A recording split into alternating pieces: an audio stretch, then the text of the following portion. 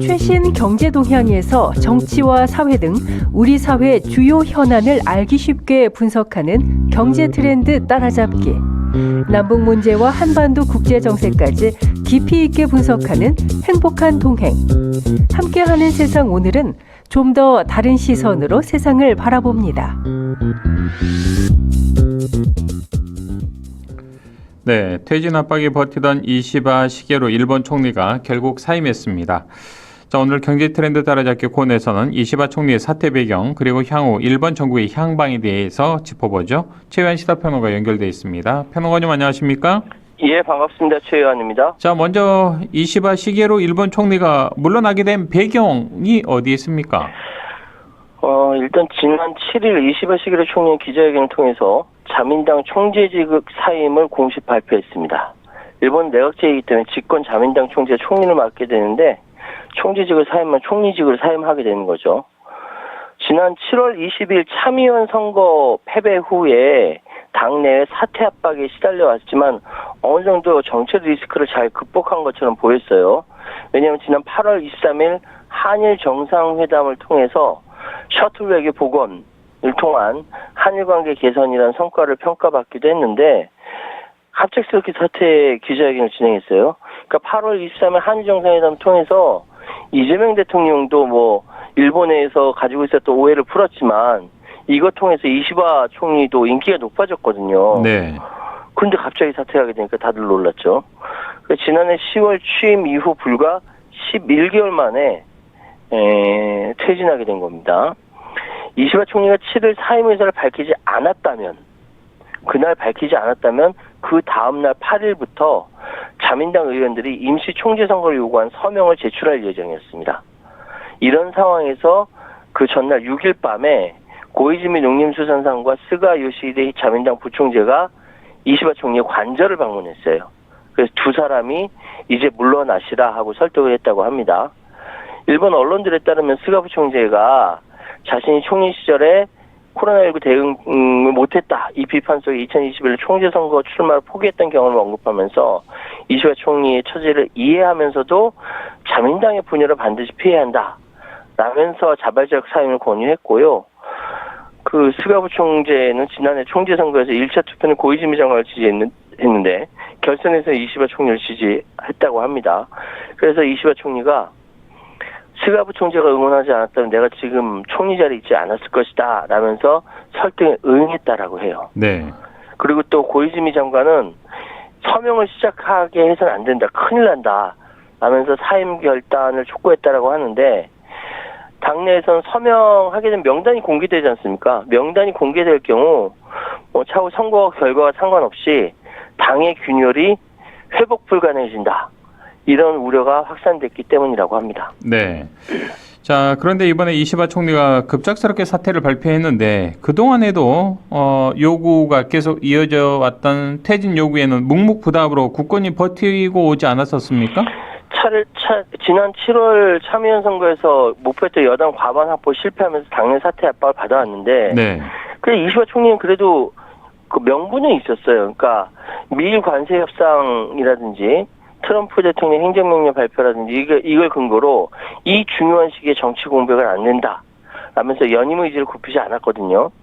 그리고 정말 신기한 것은 이시바 총리에 대한 지지율이 선거를 패배했음에도 불구하고 급격히 상승했습니다.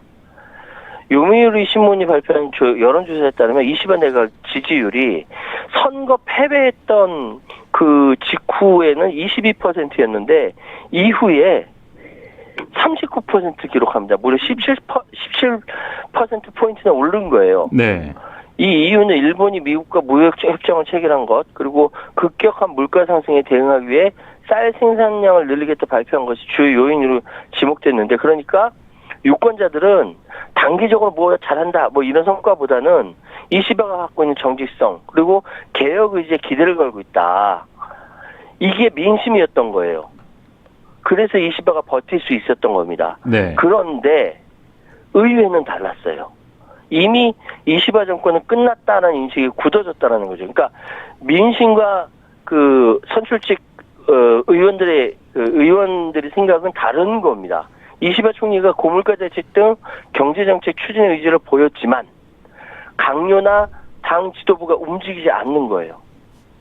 결국 이시바 총리는 당 간부들 따로 불러서 사임 의향을 전달했고 저녁에 기자회견에서 많은 분들의 기대에 부응하지 못했다. 정말 부끄럽다 하면서 사임 공식 의사를 밝히게 되는데 이렇게 민심과 그 의회의 그 의원들의 생각이 이렇게 괴리가 됐다. 이걸로 인해서 사임하게 됐다. 굉장히 사실은 굉장히 미스터리하고 충격적인 이야기죠. 네. 자, 이시바 총리의 사임 발표를 보면서 느낀 것입니다만 지지율이 오르고 있음에도 총리가 사임할 수밖에 없었다. 뭔가 좀 앞뒤가 맞지 않는 것 같습니다. 이상합니다. 그렇습니다. 예. 이게 일본 정치 미스터리라고도 생각되는데 이번 이시바 시게루 총리의 사임은 굉장히 복합적인 원인으로 인한 것이라고 분석이 됩니다. 그러니까 하나하나 따져보면 첫 번째 선거 패배와 책임론의 확대. 그러니까 7월에 참여연에 실패했다. 열린민주당이 과반을 확보하지 못했다. 그리고 9월 달에 있었던 지방선거에서 부진한 성적을 보면서 지지 기반이 크게 흔들렸다. 그 크게 패배한 원인은 경제 문제니 생활물가 상승이 자민당의 정치자금 스캔들 이거 아직도 해결 안 됐거든요. 특히 쌀값을 비롯한 주요 식료품 가격이 급등하면서 서민 생활에 직접적인 타격을 받았거든요. 이에 대해서 여권에 대한 불만이 표심으로 이어졌고 자민당 내에 있는 정치자금 부정 문제 해결되지 않고 이러다 보니까 등을 돌린 거죠. 그러니까 여기에서 이시바 총리의 직접적인 책임 피할 수 없게 된 거죠. 네. 두 번째는 당내 압박과 퇴진 요구인데 선거에서 패배로 결론 나자마자 마치 기다렸다는 듯이 이시바 총리 퇴진하라. 이 요구하는 목소리가 거세졌다는 겁니다. 당내 핵심 인사들 줄줄이 사의 표명하면서 총리가 책임져야 되는 거 아니야. 그리고 지도부도 이탈하면서 이시바 총리의 정책 입지가 급격히 좁아졌습니다. 그러다 보니까 의원들 사이에는 의원총회 소집을 통한 지도부 교체 논의까지 가셔야 되니까 또 자민당에서는 일정 수 이상의 서명을 확보하면 총재 불신임안이나 교체 요구가 공식적으로 다뤄질 수 있거든요. 당내 불만이 그만큼 커졌다라는 것이고 세 번째 분석할 수 있는 것은 지지율 상승 속의 사임이 굉장한 역설적 결단이었다라는 거죠. 네. 그러니까 참여연 선거 자민당 의석 줄어들었죠. 그런데 이시바 내각의 지지율이 오히려 상승했다. 아까 말씀드렸던 대로 단기적 성과보다는 이시바가 갖고 있는 정치성과 개혁 의지에 기대를 걸고 있었다. 유권자들은 그렇게 기대를 걸었다는 거죠. 이시바는 또 굉장히 독실한 기독교인이라고 합니다. 일본에서 뭐 1%도 안 되는데 기독교인이 돼요. 이런 것들에 대해서 이제 좀 유권자들이 기대를 거는지 모르겠습니다. 어쨌든 이게 한일 정상회담 이후에 이시바 시게루 총리 지지율이 22%에서 39% 뛰어올랐다. 역대 조사 중 가장 큰 상승폭입니다. 네. 이게 외교 성과에 대한 국민적 긍정평가 반영된 결과였고 그럼에도 불구하고 여기서 이시바 총리가 발언에서 실수를 했어요. 왜냐? 그러니까 참여연에서 그 과반을 얻지 못하니까 야당이 더 많지 않습니까? 이시바 총리의 결정적인 실언한 것이 야당이 훨씬 더 여소야대 정국이니까 야당이 내각 불신인 결의안을 제출할 경우 그럴 수 있거든요. 과반 이상 되니까. 경우 하원을 해산하고 조기 총선 치를 수 있다. 이 얘기를 했던 거예요. 이게 뭐냐면은 이시바는 자기가 지지율이 오르니까 자신감 있게 얘기했는데 네. 여당 의원들한테는 그 죽을 똥 살똥하면서 참여연 겨우 통과했거든요. 겨우 선거에서 이겨서 들어왔더니만 아니 내가 하원 해산하고 다시 조기 총선 치른다고? 불안한 거죠. 지지율 상승이 오히려 불안 요소와 맞물리면서 의원들의 결집을 끌어내지 못한 겁니다. 그러니까 이시바는 이 지지율 상승에 자신감을 갖고 야당에 대해서 강력하게 맞서겠다고 하면서 정치 리더십을 보여주려고 했는데 그 발언이 오히려 결과적으로 의원들의 불신을 강화하는 결과로 가져왔다는 거죠. 그래서 사실은 총리의 사임 직전에 여러 당 간부들 당직뿐만 아니라 사실 여기저기서 연쇄적으로 사임한 것은 이번 총리 이시바 시게루라는 총리의 사임이 단순히 인사의 교체가 아니라 네. 자민당 정치의 구조적 붕괴를 예고한다. 그리고 또 일본 정치가 현재 제도, 시스템 개혁을 요구받고 있다. 이걸 시사한 거라고 할 수 있습니다. 자, 배경에 대해서는 말씀해 주신 바와 같이 뭐 어느 정도 이해가 갑니다만 이제 온통 이제 다음 자민당의 후임 권력은 누가 승계할 것인가이지 않을까 싶습니다. 여러 사람 이름이 오르내리고 있죠? 진짜 여러 사람이 이름이 오르내리고 있는데요. 뭐 흔히 아는 사람들 말고도 모르는 사람들도 이름 막 나와요. 고노다로니 뭐 모테기 도시미스니 뭐 다 나오는데 일단 4명만 쳐려보면은 고이즈미 신지로 농림수산성 장관이죠. 전 환경부 장관이었는데 젊은 이미지와 개혁 성향으로 도시 유권자들한테 인기 있지만 당내 기반이 좀 약하다는 것이 있고 다카이치 사나에 경제안보 담당성 장관 여자 아베로 불립니다. 보수층 저 구부층이 아니라 극우인데 강한 지지를 받고 있고 경제안보나 기술 정책엔 정통하지만 이 화합보다 이념적 대립을 강조하는 경향이 있어서 분열을 초래한다 이런 이야기가 있습니다. 네. 그리고 스가 요시히데 전 총리, 기시다 후미오 총리 사람이 오죽 없으면 전 총리를 다시 불러냅니까? 그러네요. 네. 이들 후보가 자민당이 앞으로 어떤 방향으로 갈 것인지를 보여준 지표인데 만약에 안정과 연속성을 택할 것인지 개혁과 세대 교체를 시도할 것인지에 따라서 일본의 정책 기조가 확연하게 달라집니다. 근데 공통적으로 드러나는 것은 그게 고이즈미든 다카이치든 스가요시히데든 기시다 후미오든 이 사람들 여전히 이 사람들이 다 자민당 내부에 파벌 정치가 여전히 강력하게 작동하고 있다. 이거는 자민당이 갖고 있는 정책보다 권력 유지에 초점이 맞춰져 있다는 이 구조적 문제. 예. 그러니까 이시바 시게루 총리가 이번 사임한 걸 구조적 장벽을 넘지 못한 결과인데 이 4명 또는 다른 사람이라도 후임 총리에 누가 되든 간에 역시 이 같은 벽에 부딪힐 가능성이 높다라는 것이죠. 자, 지금 뭐 나오는 이야기로는 세대 교체론을 내세우는 고이즈미 신지로 농림수산상 그리고 여자 아베로 불리는 다카이치 사나에 전 경제안보상이라는 얘기가 꽤 많이 나오고 있더라고요. 각종 보도에서요. 그렇습니다. 1, 2위를 다투고 있는데요. 예. 저는 누가 돼도 이상한 사람이라고 생각을 해요. 말씀드릴게요. 누가 되든 일본 최연소 총리라는 것 또는 첫 여성 총리라는 상징성을 갖게 되는데 두 사람 모두 외교 기조가 불투명해서 한일 관계 역시 불투명해지고 북일 관계도 꽤나 불안정해진다 이런 이야기가 나옵니다. 고이즈미 농림수산상 먼저 말씀드리면요. 지난번 이시바 총리와 다카이치 장관에 이어서 상위권에 올랐는데 확실히 차기 주자를 입지는 굳혔어요. 특히 쌀값 급등 사태에서 이 정부 비축미 방출의 정치적 영향을 인정받긴 했는데 이 사람이 2001년부터 2006년까지 총리를 지낸 고이즈미 주니치로의 아들이거든요. 차남입니다. 2009년에 중의원에 입성한 이후에 5선을 기록했는데 고이즈미 신지로가 총리에 오르면 아베 신조가 52살에 총리가 됐어요. 예. 근데 이 사람은 훨씬 더 젊습니다. 지금 81년생으로 올해 44살이에요. 엄청나게 젊은 거죠. 예. 그런데 이 사람이 국립현충원 등 한국과 교류 행보를 보였지만 동시에 야스쿠니 신사를 참배하는 등 또 이렇게 우리 한국이 알려지는 것은 유엔 기후행동 정상회의에서 기후변화 같은 큰 문제 다루는 것은 펀하고 재미있고 쿨하고 섹시해야 된다. 라고 이게 사실 이게 무슨 뜻인지 잘 모르겠는데 그래서 한국에서는 펀, 쿨, 섹시하라는 별명을 붙였어요. 말이 좀 가볍습니다. 그러니까 코로나19가 심각한 국면에서 강령에 빠졌다 비판을 받으니까 뭐라고 얘기했냐면 이게 들어보세요.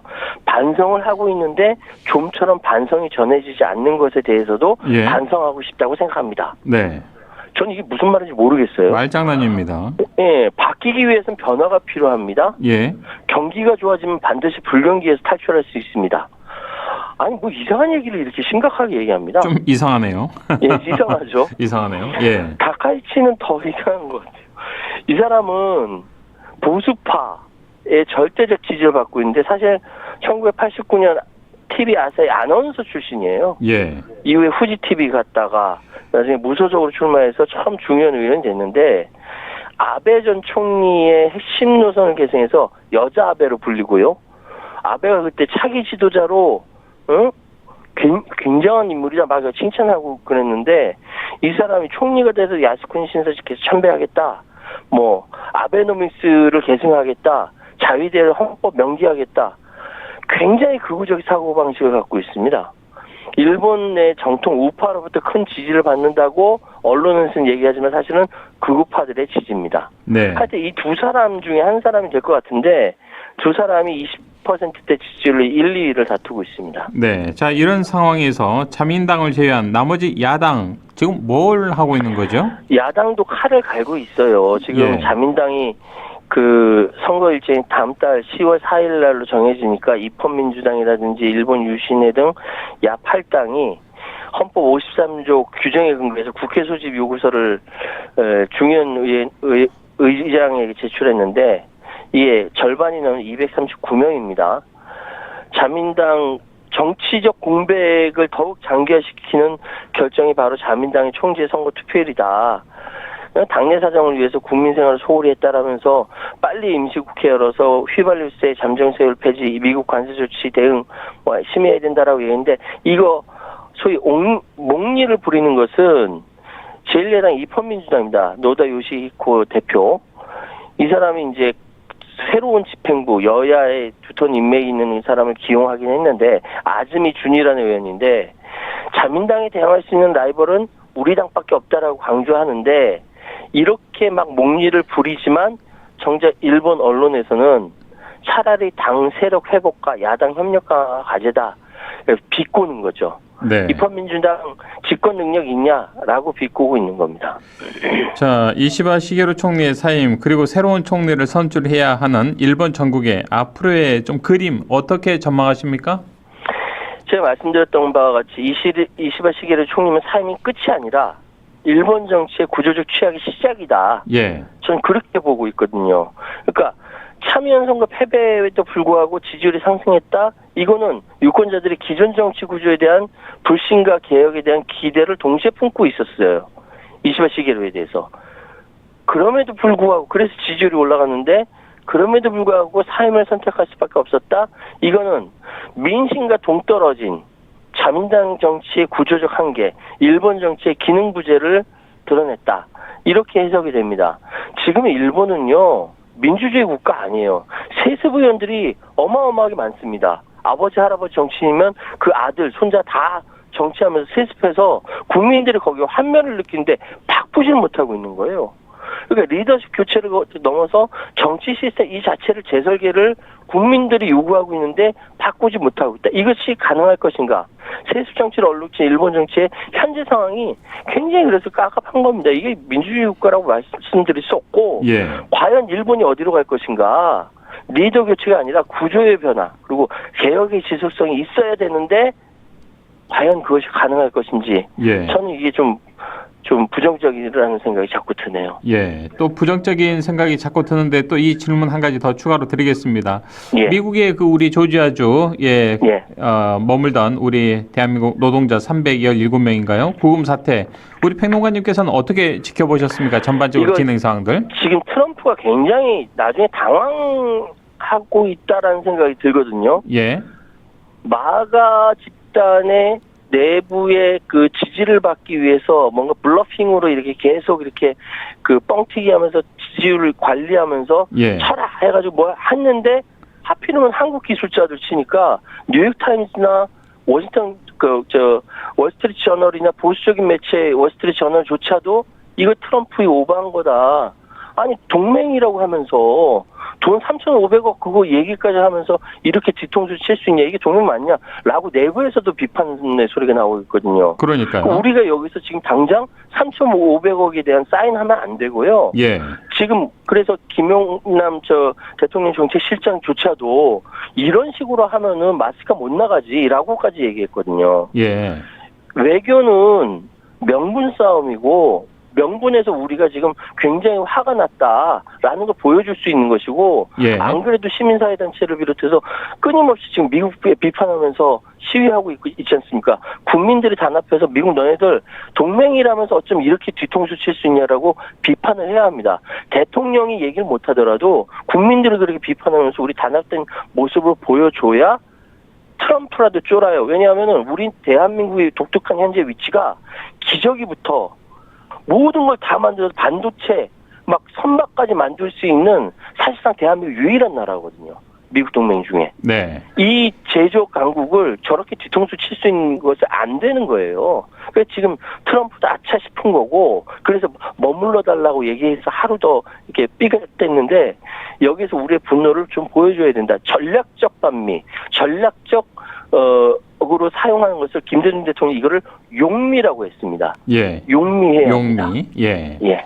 자, 애청자 2461번님께서 이시바 총리가 사임하다니 조금 아쉽습니다. 간만에 좀 말이 통하는 내각이라 생각했었거든요. 라는 예. 의견 보내주셨고, 우리 이영진 빈체시원님께서도 유튜브 댓글을 통해서 이시바 물러나서 아쉽습니다. 이시바 총리가 극우 총리가 아니라 예. 얼마나 반가웠는지 모릅니다. 뭐 나름대로 또 일본 총리이긴 하지만 우호적으로 생각하시는 분들도 계시군요. 많이 이 부분에 있겠죠. 대해서는요. 예, 예. 합리적인 부분들 우리 국민들도 좀 함께 공감하지 않나 싶습니다.